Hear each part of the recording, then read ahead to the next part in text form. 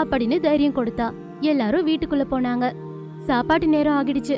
ஆனா வீட்ல சாப்பிடுறதுக்கு எந்த காய்கறியும் இல்ல, வெறும் அரிசிய தவிர. இந்த நேரத்துல காய்கறி இல்லன்னு சொன்னா அவர் அப்புறம் இன்னமும் கஷ்டப்படுவாரு. சுவையா நூடுல்ஸ சமைச்சு கொடுத்தா நல்லா இருக்கும் அப்படின்னு நூடுல்ஸ சமைச்சு 2 பேருக்கும் கொடுத்தா.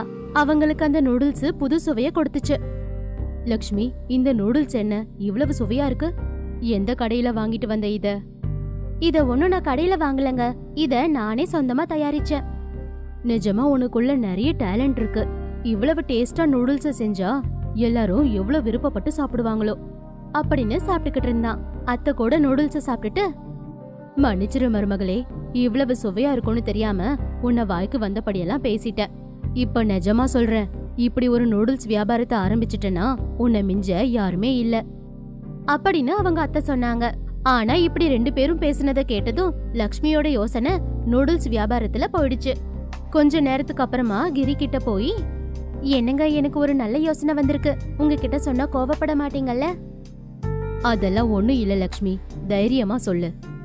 உங்களுக்கு நூடுல்ஸ் அவ்வளவு பிடிச்சிருக்கா? ஆமா, அதோட சுவை புதுசா இருக்கு.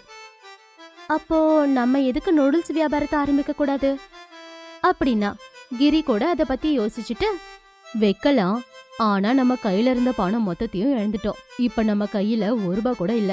கடனை எப்படி கட்டுறதுன்னு புரியாம நானே முழிச்சுக்கிட்டு இருக்கேன். அப்படின்னா என் தங்க நகையை எடுத்துட்டு போய் பணம் வாங்கிட்டு வாங்க, அதை வச்சு வியாபாரத்தை ஆரம்பிக்கலாம் அப்படின்னு அவன் நகையை கொடுத்தா. கிரி லக்ஷ்மியோட கான்பிடன்ஸ பார்த்து அவன் குறுக்க நிக்கல.